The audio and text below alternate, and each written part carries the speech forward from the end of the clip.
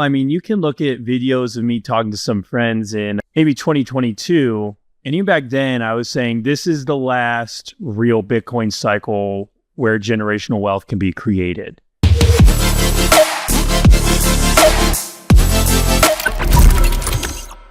First off, man, appreciate you deciding to take this interview.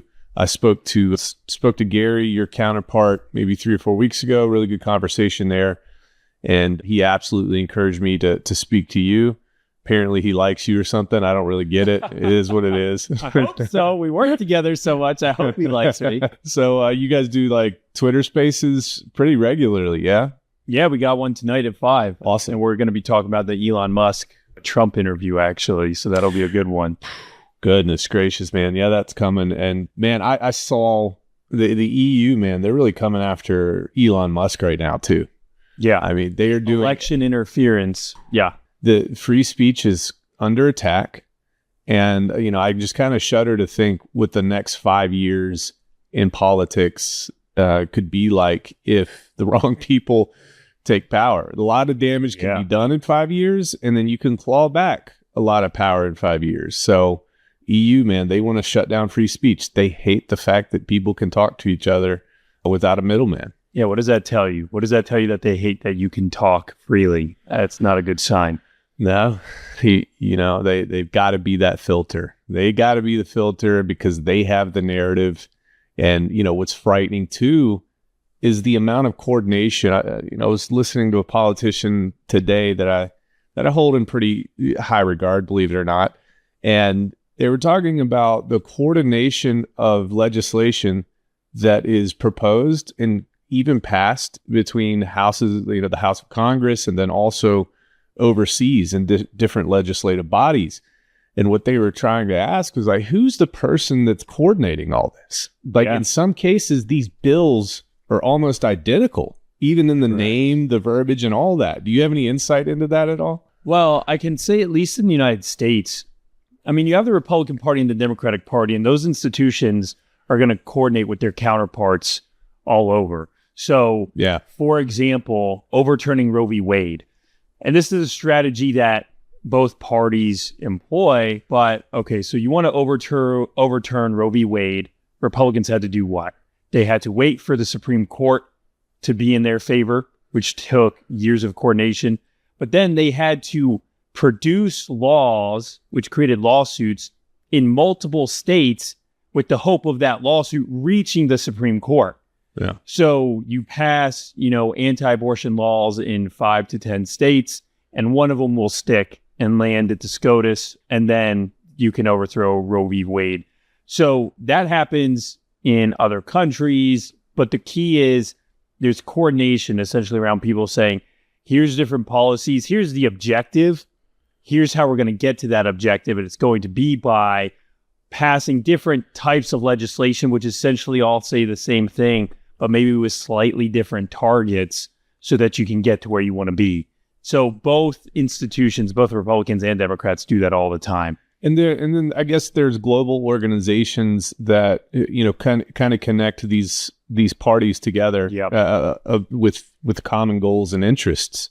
Correct. And I think people fail, like you're illustrating this right now. People fail to understand, I think, how coordinated this is, but all the strategy and tactics involved.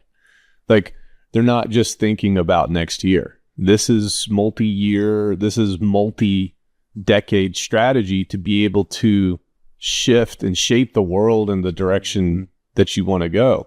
Correct. And I think having you on right now is really interesting because I think you're going to kind of bring that perspective about how public policy is shaped and formed and all that. So tell me and tell the audience here, like, who are you? Yeah. And what do you do, man? Yeah. So as soon as I got out of school, I started what is now Florida's largest Bitcoin Web3 advocacy firm. So I created a lobbying firm and a chamber of commerce, all because I've always loved politics. It's funny because my degree was in economics and international finance with some Intel in there, and I can go over my Intel background too. But I've always loved politics. I come from a very politically watchful or mindful family. And in 2017 was kind of that first I would say, real wave of adoption where politicos were talking about crypto and Bitcoin and focused on it. So I saw an opportunity in the state of Florida, because I didn't want to move to DC, to essentially start organizing people here. And that's exactly what I did. I traveled to every major meetup in the space, met with all the major businesses and players here, and said, hey, why don't we channel that energy toward Tallahassee, which is our state capital where all the legislation is made and passed. So I did that for about 5 to 6 years, and I stepped back just recently. I was the executive director. Now I'm simply a board member and trying to transition it to other leadership, so it's still self-sustaining. But we've passed in that 5 to 6 years over 5 pieces of legislation, all kind of Bitcoin and Web3 related, with our landmark legislation being the anti-central bank digital currency bill that we passed. What was that all about? Talk to me about that. Well, most people know what a CBDC is, a central bank digital currency. And it was my opinion that, and still is my opinion, that efficient money is fine, right? We use credit cards, debit cards. Most of our money is electronic, although I'm not anti-cash, but efficient money is perfectly okay, right? To be able to transact quickly, I think, is a good thing. But authoritarian money is not. And authoritarian and efficiency sometimes go hand in hand. And I think what some of the powers that be realized is you can't take away human rights in America because of the Bill of Rights, or like freedom of speech, even though they might try. But what you can do is you can circumvent the Bill of Rights through money, because it is mandated that we as citizens have to use the dollar, right? Of course, we can use maybe other forms of currency, but you have to use the dollar. And so if you just turn the dollar into an authoritarian vehicle because you have to use it, you can start subverting some of our constitutional rights. So back in, I guess I want to say 2023, right? But really maybe at the end of 2022, you kind of had this idea of a CBDC coming into prominence. I believe like you had the Federal Reserve talking about Fed Now, which isn't necessarily a CBDC, but essentially like quicker payment rails for the US dollar. And then you had the Republican presidential primary, right? And so you had people like Vivek and DeSantis essentially trying to stay competitive, earn votes. And Vivek was always a very pro-Bitcoin, pro-crypto candidate. And so in kind, DeSantis kind of responded, and still being our governor, is able to actually pass legislation. So we were able to kind of use the presidential election cycle to pass language that said CBDCs are banned in the state of Florida, which then obviously became a huge deal, ended up influencing Donald Trump's campaign to where now he's anti-central bank digital currency. And then other states soon followed suit and passed similar language. Yeah. So that was kind of the culmination of, building relationships in DC and in Tallahassee and in other states and other institutions for about a 5-year period. So now this is interesting. I went down to Mar-a-Lago for Trump's NFT dinner. The famous one where the kid with the sunglasses made that video go viral. Was that the same one? Yeah. Very cool. Yeah. So I was there, and this was really before Trump really had come out in the media talking positively about cryptocurrency. Yeah. So like he's up there giving his speech, and he kind of pauses, and he says something to the effect, he says, should I support cryptocurrency during my presidency? What do you guys think? And of course, this is a room full of cryptocurrency people, and everybody cheers and jeers and this and that. Yeah. But I took a step back and realized that, of course, he had that very infamous tweet about Bitcoin a couple years back, kind of compared to the US dollar and this and that. But he changes his worldviews. And I realized that he's raised millions of dollars with NFTs. I think this is the third iteration of him fundraising with NFTs. Come to find out, I think he was on a plane ride from New York. This is during that whole time when he was caught up in, the felony counts, 32 felony counts. He's going back and forth throughout the country. He had to be in New York at the end of every night. So he'd fly down to Florida and come back. But I think he flew down to Florida with the founder of Polygon on the airplane. I didn't know that. No way. Yeah. And that guy was out there in front and talking too. And Trump was just like, I thought it was a charade. I thought he was just saying that for votes, man. But the way that he talked about it really indicated to me that he had some sort of understanding of what Bitcoin was, what cryptocurrency was.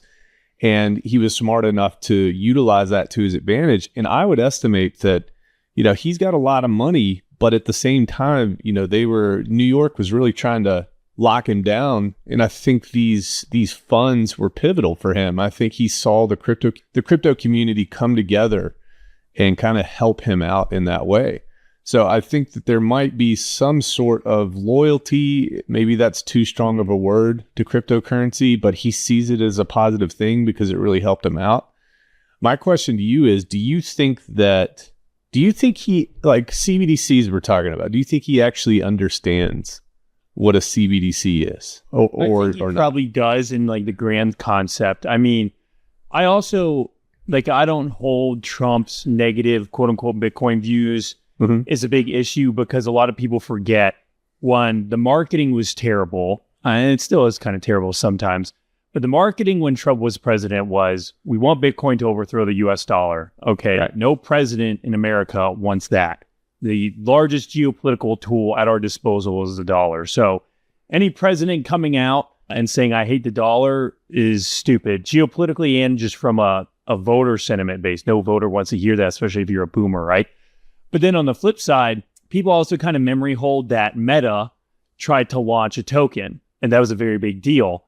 Yeah. And Donald Trump and Zuckerberg do not like each other, right? Facebook was one of the largest funders for Hillary Clinton's campaign. They were a big funder for Joe Biden's campaign.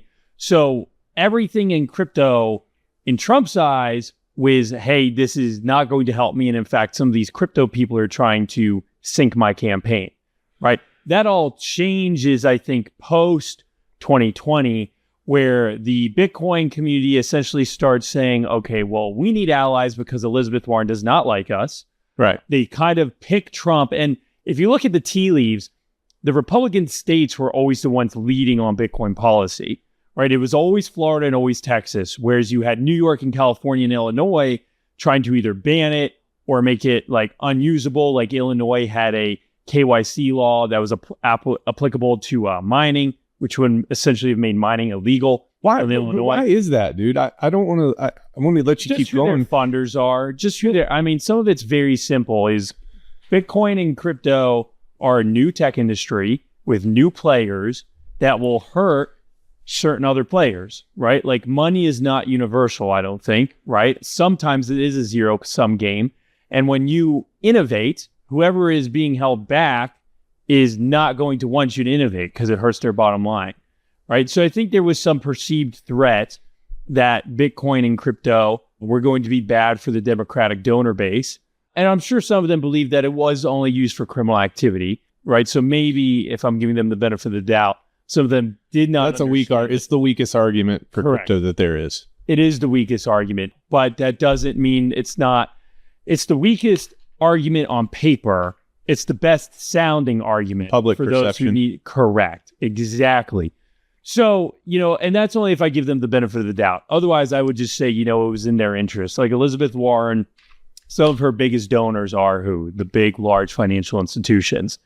And to be clear, it was never my opinion either that they were trying to ban it. I think a lot of them just want it harder for retail to get access to so that they can buy it up and hoard it and just keep it to themselves. So is what you're going to see now. You're living in two interesting worlds, I think, because you're able to appeal to the Bitcoiners. You're able to bring that knowledge and education to businesses, and then you're able to kind of talk to lawmakers.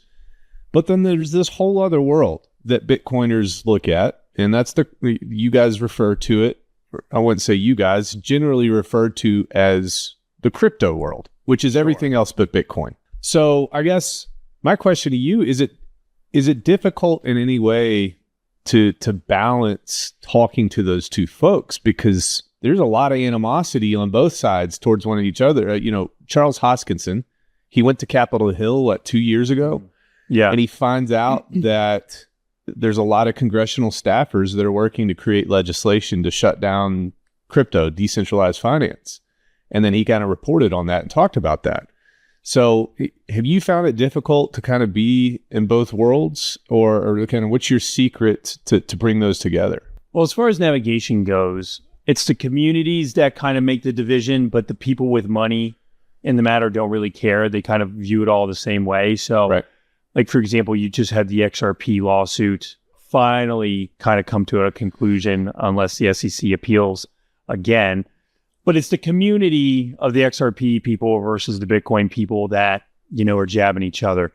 The people who are funding these lobbyists, they're all using the same lobbying firms. They're all using the same chambers of commerce. So the Bitcoin companies and the XRP companies, or the XRP itself, right, are funding sometimes the exact same people on Capitol Hill.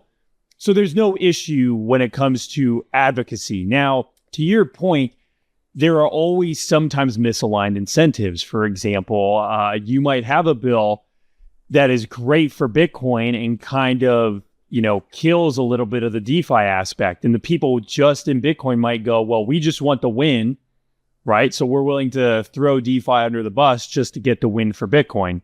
Maybe they don't care about DeFi. So there will be some division there. And that's kind of like with any industry.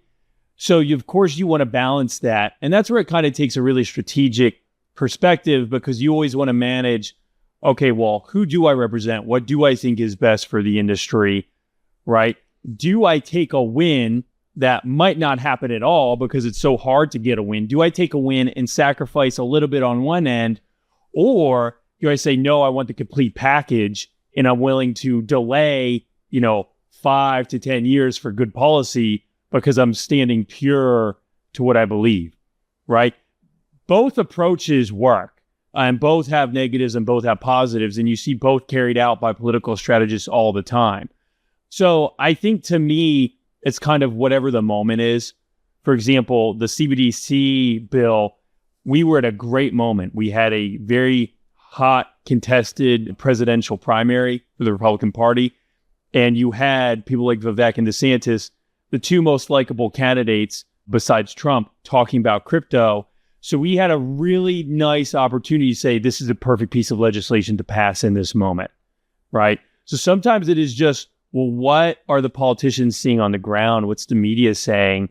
And so if the media and public opinion is drifting toward one way, it's your job to go, okay, well, if this is where it's drifting, do I have a bill that I can kind of float that fits into that current narrative that is good for the industry? So it's, it's political chess. Yeah, man. Geez. This is probably a good segue to get into this part. So you got Bitcoin. You really love it. You believe in it. Let's say you're in the beginning, the heydays here, and you decide that you want to start creating legislation. And this doesn't just have to be Bitcoin. It can be any cool idea or any idea that you care about. The thing that most people don't know how to do is to kind of get involved in that legislative process. So if somebody has an idea or something that they're passionate about, and they've got an idea for legislation, like where do they start? Where did people in crypto start? Like, how does all this work behind the scenes? Well, that's a good question. I guess I'd say they start on Twitter, right? But I moved my focus, because when I first started my organization, my goal was kind of to be a NRA type organization, or like an Act Blue, where you're moving people on the ground, you're getting small dollar donations, and you're rating politicians. But I soon realized that a lot of people in Bitcoin and the crypto sphere as a whole don't like government, don't want to talk to government, and are more concerned about kind of themselves and like making a bag, so to speak, than influencing policy. And I talk to Bitcoiners even today who aren't going to put up a fight. They'd rather just leave, right? That's still a common mentality. It's especially common in libertarian circles, where instead of fighting, you'd rather just get out. And so I was like, well, that's not going to work, right? If I'm going to have a political organization. So that's when I made the shift to businesses, because businesses, it is harder to move, right? They normally have a tie to their community, and they have money and skin in the game. So they take it more seriously. And when I made that transition, I also understood that, well, the businesses know the exact legislation that's hurting them. And that's why they want to be in a chamber of commerce to talk to other businesses and say, hey, what's something good that all of us can get rid of? Maybe there's one or two taxes that are preventing us from being profitable, right? Like that's kind of where the legislative process starts, is really with these business leaders who are directly impacted, say by the SEC or say by your state's financial office, because they're actually getting hurt by the expenses of the red tape, as opposed to, I might be a DeFi trader and I might be using Uniswap, but if I suddenly can't use Uniswap on my computer, what do? I get a VPN, or like I just find some workaround. Whereas a business, you're not going to risk that, right? You want to be in compliance with the law. You're not going to go to jail for that, right? So I think the best place to start really is looking at the business community and then following what they're doing and seeing, okay, well, what are the actual needs? That's why you're seeing right now, I think, one of Trump's talking points is self-custody. Mm-hmm. Self-custody is a big issue for a lot of these Bitcoin companies. And if you're not allowed to self-custody, a lot of these exchanges and a lot of these Bitcoin companies are probably going to fail, if not just have a very overburdensome regulation that they're going to have to deal with. So obviously it's in their favor to want self-custody to be allowable as opposed to not. Yeah, there's quite a bit to talk about there. I'm going to just kind of recap here real quick. So when you first set out on this endeavor, and I explained this with the NRA Second Amendment stuff. Second Amendment is more entrenched in the common day everyman individual's mindset in America. So it's probably easier to kind of rally people to a central focus with that sort of thing. But you found with what you were trying to do, it just didn't work too well. And you pivoted over to business. I imagine you were running all over the state, going to meetings and things, and probably didn't have too much traction initially until you started focusing on business. Well, people are lazy and people love the idea of change, but no one wants to commit to the change. They always want somebody else to do it, which is perfectly fine, but that's human nature. That's why media and elections is so important. And we can get into that. But like I would go to meetups, and some of these meetups, they'd be like, well, Bitcoin doesn't need government to succeed. And we don't believe in government, even though we live in the state of Florida under a state and federal government. Sure. But we don't believe in government. Why would we want to talk about it? Right. And a lot of people still believe that. And I've never believed that. I've always held the opinion that everyone should be politically active and involved, because you either have a say or you don't. And I think there's a correlation between the people who have gotten stuff done in government and their belief in government and the inverse. So I think a lot of people are jolted because they've never actually been involved at a community level to see what can happen with government. Like you can get a lot done as an individual at the county or city level, right? Like it actually doesn't take much to get involved and really create issues for people if they're not representing you correctly. Give me an example. How would you create issues for some asshole? Oh, well, yeah, the city council. The city council has to meet sometimes at least once a month, and you can show up to every individual meeting, right? And you can call them out to their face. Yeah. Right. It's not like Congress. Like how often do you get to meet your congressperson? Right. You can book a meeting when they're in their district. What are you going to do? Go to DC? Like they have so many more people that have to meet with them per district. They're more out of the way to get a hold of, whereas your city council member has to live within your township, within your neighborhood. And it's great content. It's recorded. Yeah, correct. Yeah. So there's just more opportunity, and it's the most tied to local businesses, which you're more than likely shopping at, right? A congressional district can be pretty big, and there might be parts of the congressional district that you have never even been to, right? It's just a bigger game at the congressional side where money is a bigger factor, money and influence, with bigger companies participating, as opposed to the city level. Don't get me wrong, city, depending on the city, can be very expensive and get very involved. But you're still closer to the ground floor. You're still closer to the people. And no one votes in city elections. So 100 votes could make a huge difference in a city or county election. And that takes a whole lot less human energy to collect those votes, right? And financial energy, I'd imagine, as well. Yes, correct. So, all right. So I'm in front of a city hall and city council, and I'm passionate about cryptocurrency, whatever that may be. Like, yeah. How can cryptocurrency benefit a state or local or a regional area? Like what would I be presenting to this city for Bitcoin to benefit the city, or for some crypto, Ethereum, to benefit the city, whatever the case may be? There's all kinds of nuance. And the funny part is a lot of it is just marketing and showing that you're crypto friendly so that people want to live there. I'll get specific and then I'll get general. Specifically, for example, there is a biowaste reactor or a dump in Orange County, Florida, that has been fined multiple times for excess methane emissions. So I have gotten people, and they're actually running for election right now, to essentially propose, hey, what if we capture the methane and use it to mine Bitcoin? So instead of getting fined and having to pay the fine because of excess methane emissions, we're going to capture it and actually produce revenue for the county. Now, how likely is that to happen? Well, that's a pretty tough climb still, just because people are like, well, you're going to be mining Bitcoin, whatever. But you're doing two things. You're capturing methane, which you're getting fined for. So now you're not going to get fined. So you're turning a negative into a neutral. And then you're turning the neutral into a positive because hopefully you'll be mining Bitcoin with that, right? A lot of municipalities operate their own waste infrastructure and their own electricity, right? I think in the state of Florida, you might have upwards of 30 different municipalities that have their own electrical grid, or I shouldn't say grid, electrical powerhouse of power generation. And so you take those and you say, well, the city council are the people who have authority over that. How can I influence my city council to say, hey, I have a solution for you? On the flip side, on just the marketing side, it can be very easy. It could just be telling your city council members, hey, I'm a business owner. I employ 20 people. I'm in crypto. Be nice to my industry because I'm bringing you guys jobs. Yeah. Right. No one needs to understand Ethereum. No one needs to understand Bitcoin. If you're an elected official, you just need to be like, oh, you're supporting a family. Oh, you're creating jobs. That's great. Right. Like that should be the main talking point because that is real. They don't need to understand Bitcoin mining. Why don't I show you my facility and have all my employees, which maybe there's 5 or 10, stand outside and have you shake their hand.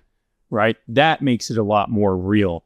We had in my hometown, we actually ran into this problem because we were trying to get a crypto company to move there, and the crypto company actually wanted to buy the rights of a local stadium there, which was going to be awesome. But the county commission actually did not allow them to buy the rights of the stadium because there was a larger company that didn't want that to happen and didn't want my hometown to be known for crypto, I guess. So it ended up getting quashed, and then that company then moved to another city in Florida, which I was happy that they were still in Florida. But it shows you, man, if that county commission would have just said, you know what, they're willing to pay for the naming rights of a small stadium here, why not? They could have got at least 20 more jobs in that area and started trying to show like, hey, we can attract tech here. So that's kind of the political dynamic on a local level. And then also, I'd imagine that many of these folks sitting on town council and city council all across of America, they have no clue how cryptocurrency works. So if you have a tactful way to position that information to them without stealing their dignity or making them feel stupid, you're also doing them a service. You know, it might not be your thing that causes the whole concept to click in their head, but you know, they might think back 3 or 4 or 5 years from now when they've been in contact 5 or 6 times with the industry, and they say, oh, okay, now it makes sense. Cool. Let me go call that Sam Arms guy. He was talking all about this back then. He lives in the city. Exactly. Here, right? Exactly. All right. So you talk to city council and you get some sort of visibility. Okay. And then, you know, you realize that you want to do more. You want your government to be involved more in crypto. You're super passionate about it for all of these reasons. Okay. What's the next level up? From a state perspective, you've got congressional leaders and kind of, how do you even approach that? Do you hire a firm? Do you knock on somebody's door? Do you call in? What do you do? It really just depends on what you want to do and what your strategy is. Yeah. So I've worked with lobbying firms in the past. I've done a lot of the work just myself through relationships that I've built. Bad. Lobbying firms, a lot of people don't. It's like a negative connotation. Yeah. Maybe you can provide some clarity on that before you move forward. What are lobbying firms? It's always a great conversation because I love getting people a little riled up, because essentially as long as you have a democratic system, you're going to have lobbying. And so anytime someone's complaining about lobbying, they're really just complaining about democracy, which is perfectly fine.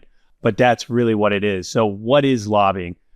Lobbying is you have B2C, business to customer, you have B2B, business to business, and then you have what I call B2G, business to government. So lobbying is marketing toward the government. You as a CEO or as a person don't have the time to know what's going on at the government level, who's friends with who, what bills are coming up. Like there's so much that happens from government as an organization. A lot of people will hire someone to say, well, just tell me what's going on. So these people, in a nutshell, they are the people, they're the watchers of the political system. They're the go-between between a business person or a regular person and government. So they're kind of that watcher. Yes, and they have the relationship, and that's the most important factor. So unfortunately or fortunately, relationships are still the backbone of American society. Everything is about trust, which is why they say there's a revolving door between politics and lobbying, because what will happen is I run for office. I'm in office for 2 years. My 2 years in office, I know every senator, every representative. Some of them are my best friends, some of them are my worst enemies, but I get to know and work with all of them. When I leave, that Rolodex doesn't go away. So then I can say, hey, actually, I have at least 5 friends' phone numbers. I can start a lobbying firm and call up Steve and say, hey, Steve, it's Sam. I got a client with a bill. Can you at least meet with them? Would you entertain sponsoring the bill? Right? And me and Steve have been friends for 2 years. I probably helped Steve with something in the past, so he kind of owes me a few favors. And so Steve goes, yeah, sure, why not? And then I tell my client, I go, hey, so Steve is a good friend of mine, but we should donate to his campaign, because once Steve likes my client, the business, I want to keep that relationship going. And now that Steve and the client have a good relationship, it's in the client's incentive to make sure that Steve stays elected, right? Because why would I want someone new when I've spent 2, 4, 6 years building a relationship with a politician? Which is why more often than not, you will notice these people stay in office because the people who've been working with them so long don't want a new person. Because that new person means rebuilding relationships. That new person's going to bring in their own relationships, which means you're not a priority anymore. And all this is just simply the democratic process. You may hate what I'm saying is lobbying, but this is just how democracy actually works. Yeah. Right? So, yeah. Oh, go ahead. I didn't mean to cut you off. Well, I was just going to say people have finite time and finite resources. And so lobbying essentially fills in that gap of finitude for your average person or business that can't afford to pay attention or have these relationships. Got it. So how robust is, I guess, the rules and regulations with regards to lobbying? Because I think most people think just it's a corrupt, this or that. That's just the general notion. But obviously not everybody is corrupt in that way. So kind of what's that look like? Yeah, I mean, define corruption, right? I mean, I love the graph that it shows bribing or bribery all over the world. In the US, there's no bribing here because we call it lobbying, right?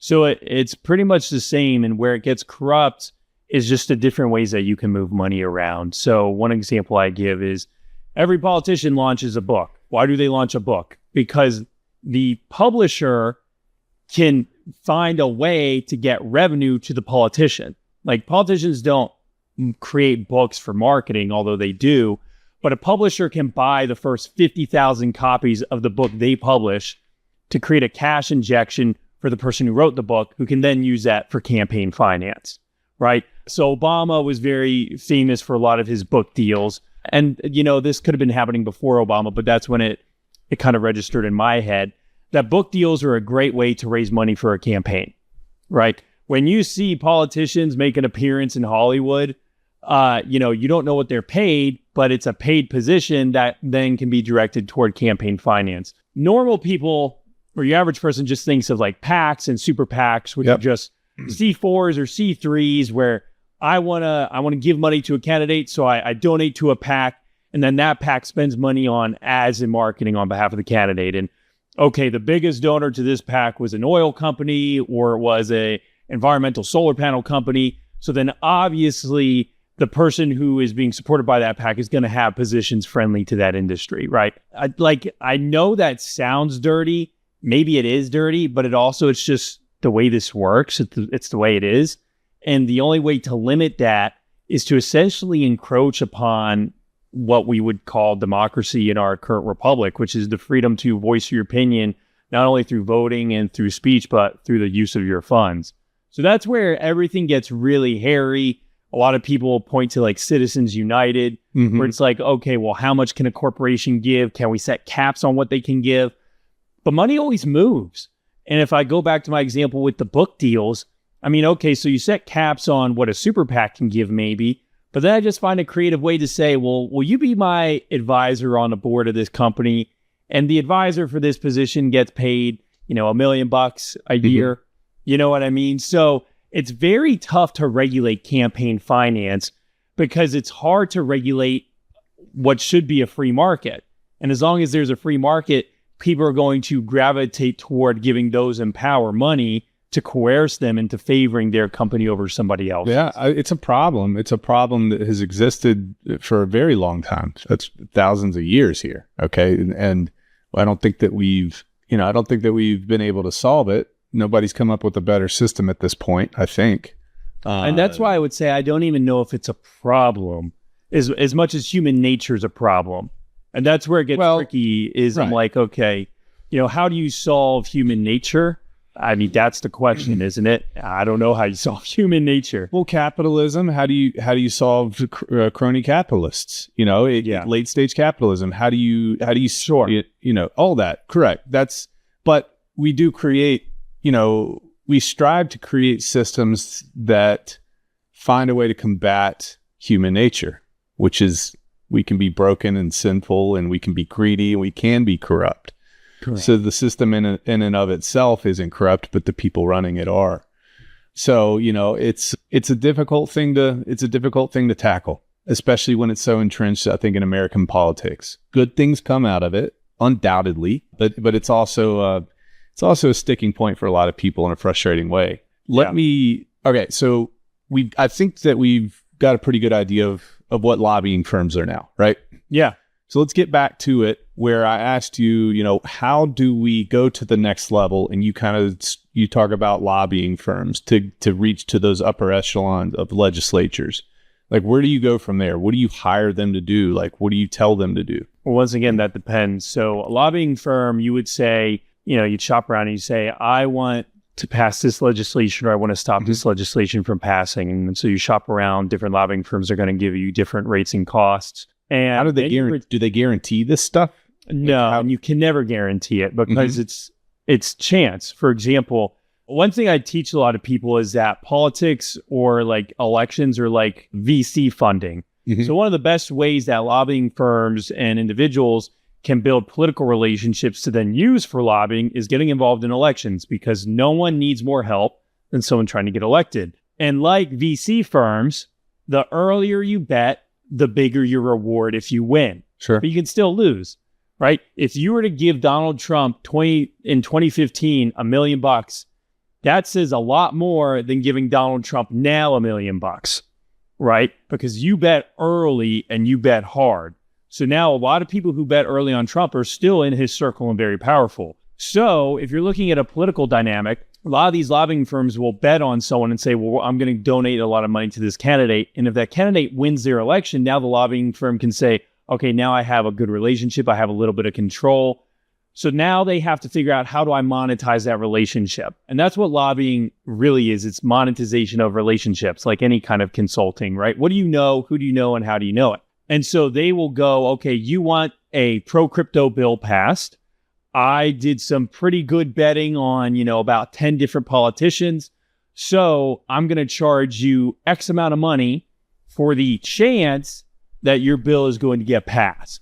Now, a lot of times they pocket about 75% of that money, and then the other 25% they put back into the campaigns of the people that they're trying to get to pass the legislation so that they can continue the favoritism and hopefully next year get them reelected.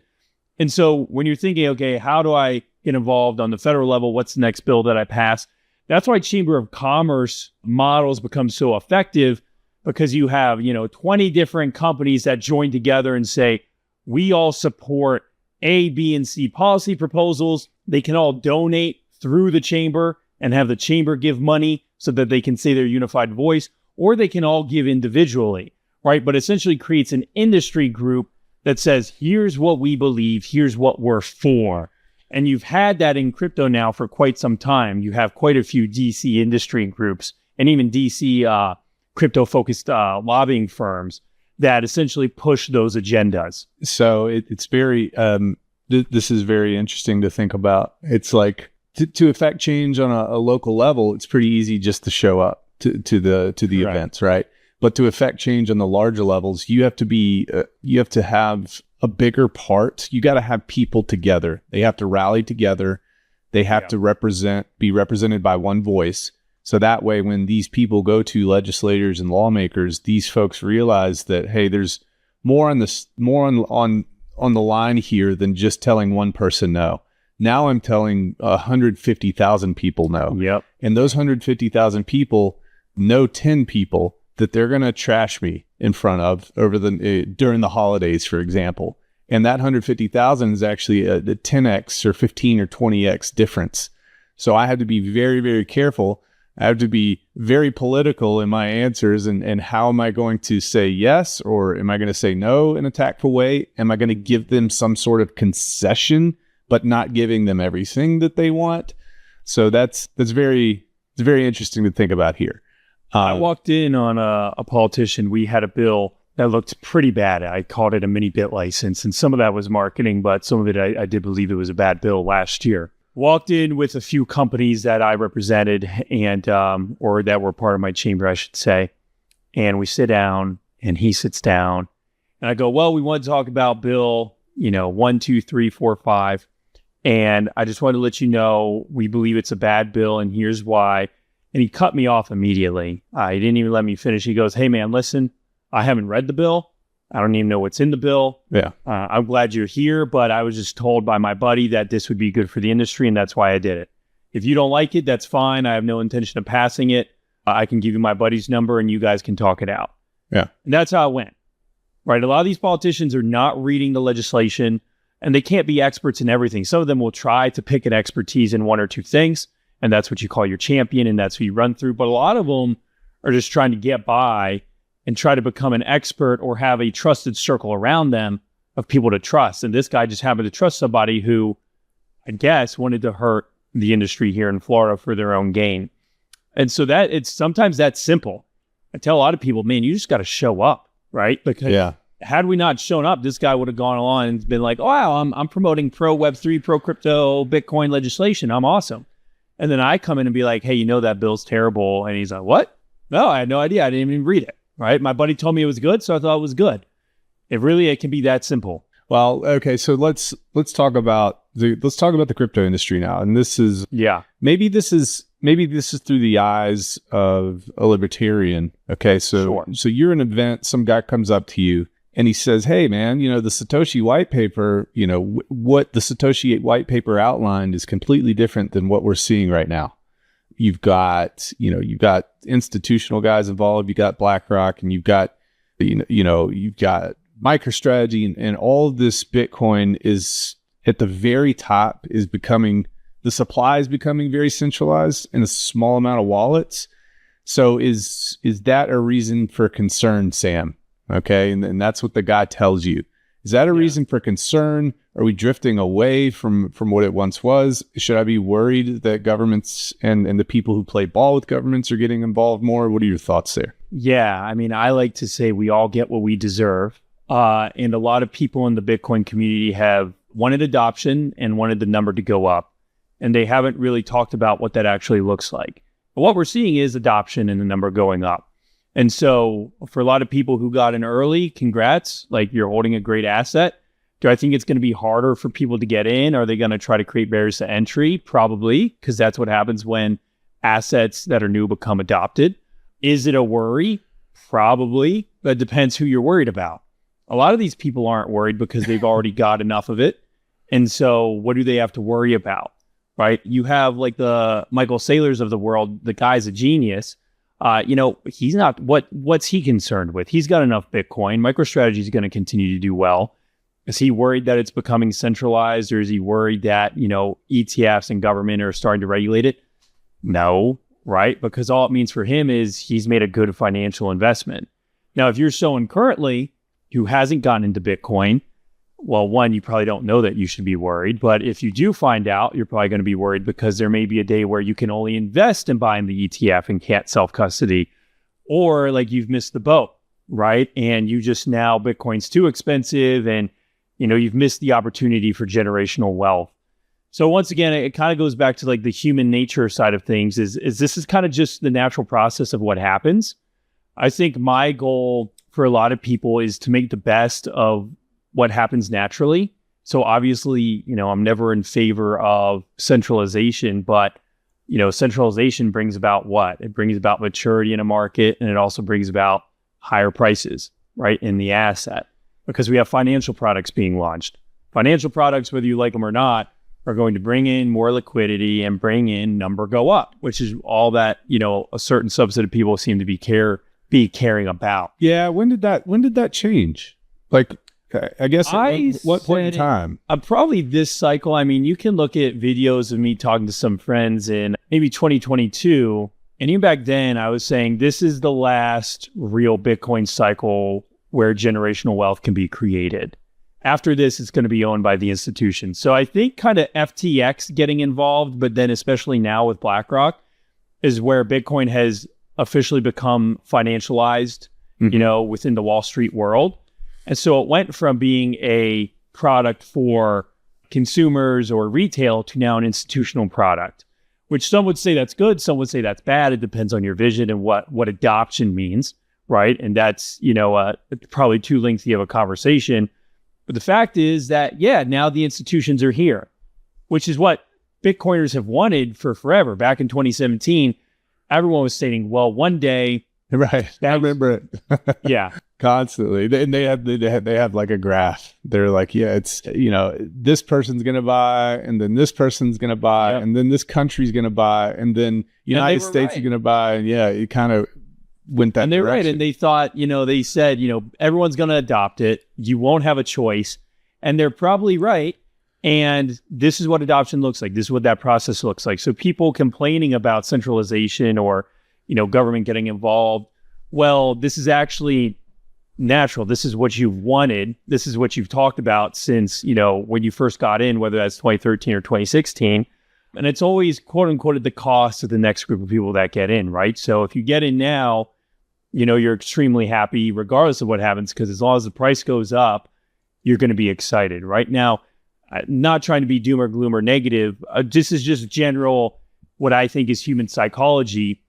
Of course, you're going to have people who are like, well, we really need to be concerned about, are we funding Bitcoin core devs enough? Are we really trying to build out Lightning Network or an efficient alternative to Lightning Network, right? Like, are we really keeping the dream alive? And I see some of those conversations on Twitter, but it's definitely a smaller subset now that the institutions are involved. I mean, I mean, if the institutions have gone through all this rigmarole, ETFs, and obviously they're not just going out here and buying Bitcoin. They're having backdoor conversations with these liaisons, banking liaisons between the government, this and that. Wouldn't you think that those guys are actually going to be responsible for creating maybe the next iteration of the Bitcoin core updates? Don't you think they're going to take more responsibility for this code now and push things? Because there's a huge financial sacrifice that they put up, and they put their name out there to be associated with Bitcoin. So why would they let the network fail? I don't know. I saw rumors a while back that Michael Saylor didn't want to support Bitcoin devs. I don't know if that's still true. I've talked to Bitcoin devs who've said we're underfunded. And then I talked to Bitcoin devs who've told me, well, we don't need to do anything. We don't need to do any more updates to Bitcoin. It could survive perfectly fine as it is right this second. Right. And unfortunately, I'm not technical enough, but even if I was, all these technical people still seem to have differing opinions on what works and what doesn't. So maybe BlackRock has realized, well, we don't really need to be involved. Or maybe BlackRock has a 10-year plan and they go, well, we can do this for 10 years. We'll exit and then we've made our buck and who cares what happens? There's something going on. I don't know if they're going to have exchange your Bitcoin for our new thing or something like that at some point in the future. Maybe. But I'll tell you, dude, Sam, what is really going to change everything in the next 3 years is going to be AI. And people don't see that train coming down the road, man. People just don't understand. And that has huge implications for the cryptocurrency community as well. All these existing blockchains that are out there, the ability for things to be compromised grow exponentially as we begin to spend more power or more money on power and energy for AI, I think. So that's another topic we could cover at some point.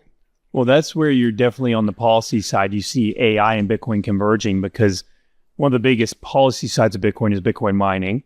And, cheap, efficient, reliable energy. Now Bitcoin miners have a competitor, and that is AI, right? The need for compute is going to be exponential, never ending. And both Bitcoin miners and AI companies are going to be constantly searching for it. And if we get the policies right, I think it could usher in a, golden age of energy production. I think technology might force us to invest more in nuclear and the most efficient forms of electricity known to man, just so that we can almost stay level and normal with the needs of a world reserve asset and AI demands, which only continue to grow. Yeah, it's a national security threat too. Like, they have to spend money on energy. Because if China is spending 5% or 10% of their GDP on energy infrastructure, then we've got to do that too. Because these AI civilizations that are going to be around, man, it's like nuclear bombs, and you have to have your deterrent. So what's interesting, I was talking to Gary before, and he kind of brought this up, and then I've been thinking about it quite a bit, which was either you're going to have Microsoft or IBM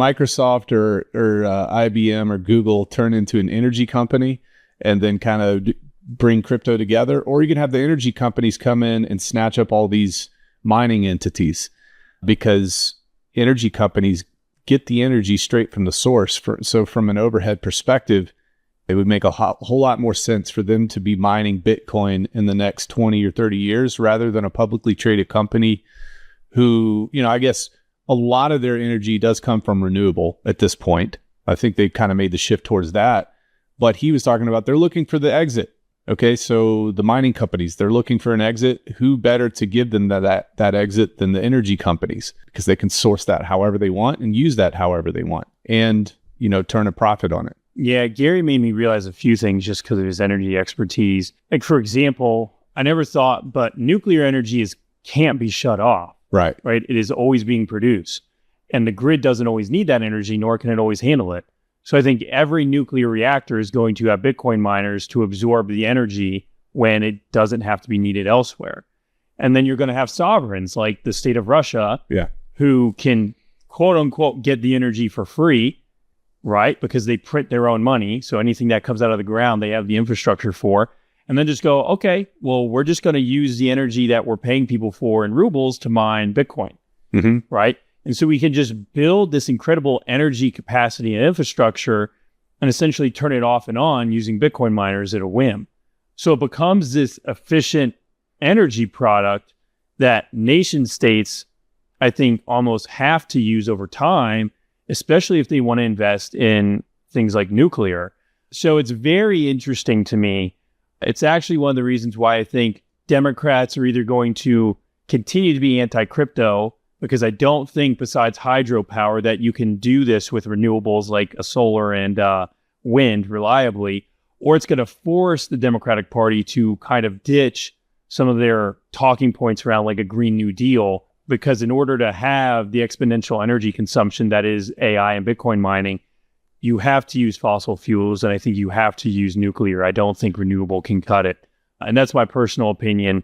I'm no energy expert, just from what I read. How crazy. This is, for the first time in my life, I've seen a dramatic way in which an election will affect policy, which was the complete capitulation by the Democrat Party via the SEC to stop the clampdown almost overnight, dude. But that just blew my mind. Okay.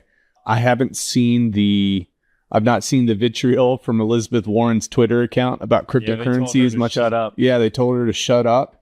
And it's because there was a wave of people and they were crypto people, and they were all behind Trump, and they're trying to scratch that back. They're trying to capture that back. Do you think at this point, with who you know and who you've talked to, that Kamala takes the presidency? Oh, okay. That's where you're going with that. Which, by the way, Elizabeth Warren, all her power was with Biden. So with Biden out of the picture, Elizabeth Warren's power is not so great, right? About a third of her staffers went to work for the Biden administration.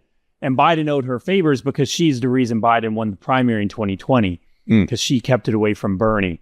So her power has waned and will wane in a Kamala presidency. How likely is Kamala to win? I have no idea. I think it's 50-50 chance, to be honest. Americans have short memories, and there's so much that could happen. So much has happened in 60 days. It's been insane. Correct. I know, right? In a month, in 30 days, so much has happened. So, 90 to 95% of Americans have made up their mind on who they're going to vote for. It's this arguing over this 5% in these small swing states. I should say small, but like Pennsylvania, Wisconsin, Michigan, Arizona, Nevada, quote unquote, Georgia, North Carolina, Virginia. That's all that matters. Like Florida doesn't matter. Florida's going to go red. Texas is going to go red. Utah is going to go red. Right. So it all matters what happens in those states with that 5% of the population that, legitimately swings back and forth between who they're going to vote for. I don't know. What is the future? What does the future of cryptocurrency look like under a Kamala presidency? I think it'll be more institutional and more centralized. I think she'll pick her favorites and try to make the market cater toward her favorites. I mean, no one's going to forget these people who have backed the Republican Party, right? And they might be the reason that the Republicans flipped the Senate because of all the money they put in these Senate positions, Senate races. So politics is about rewarding your friends and hurting your enemies. And so if Kamala wins, I guarantee you she's going to figure out a way to hurt the industry. Maybe that's a promotion of Gensler, right, to Treasury. Maybe that's someone worse than Gensler, because she proved that she didn't need our industry to win if she does win. So it's, we're taking a bet. The industry is taking a big bet on Trump. I'm not being doom and gloom because BlackRock will never let, Bitcoin ETFs be, regulated to where they can't make money, right? Institutions are involved. But what does matter is, these court cases we've seen with the SEC and Ripple and Gemini and, any of these other companies. So we'll see targeted campaigns, and it'll be very interesting. I mean, it'll be very interesting to see who they go after and who they leave alone. Cool, dude. All right, man. I'm an hour type of guy here. I like to keep it right at an hour, and I think keep people's attention pretty well in that way. Talk to people about if they need to get in contact with you or want to get in contact with you. Talk about some of the services you provide if you do at this point. Just kind of talk about that. Well, yeah, I mean, you can just go follow me on Twitter. That's probably the best way. My ad is just Samuel Arms. Now I've transitioned. Right now I'm working with Gary Cardone on media. And I've gotten him politically involved, as you've probably seen over the past month. So now that's kind of my full focus, is ensuring that we build kind of a powerhouse around Cardone Digital Ventures as far as media and politics goes and influence. And so that's kind of my shift right now. But it's just as exciting, and it's all kind of in the same avenue and same world. So yeah, just Samuel Arms on Twitter. It's the same on TikTok, Instagram, YouTube. Just Google my name and you'll find me easy. Awesome. Let me do one more thing here. You have to give me your snap reaction in 2 or 3 seconds, okay? I'm going to give you a word and you just react. You ready? Yeah. Yep. All right. We're going to do like 15 or 20 of these. Yeah, sure. Right. Bitcoin. Great. Elon Musk. Good guy. Blockchain. Cool. OPEC. Dying. Ethereum. Fine. Donald Trump. Love him. Greta Thunberg. Weird. Vladimir Putin. Intense. Solana. Funny. Carbon tax. Stupid. Mark Zuckerberg. Also interesting. Saudi Arabia. Saudi Arabia. What's my reaction to that? Cool. Maybe not cool. Depends. Hawk Tua. No, I'm just kidding. We're not going to do Oh, yeah. Yeah, right. Just picking. All right, dude. I appreciate you coming on, man. Good conversation. I think we covered a whole lot of topics. And yeah, guys, reach out to this guy. Follow this guy. We'll put his Twitter here. It'll pop up on the screen and we'll be good to go. Thanks so much, buddy. You bet. All right. Thanks for having me. Thank you.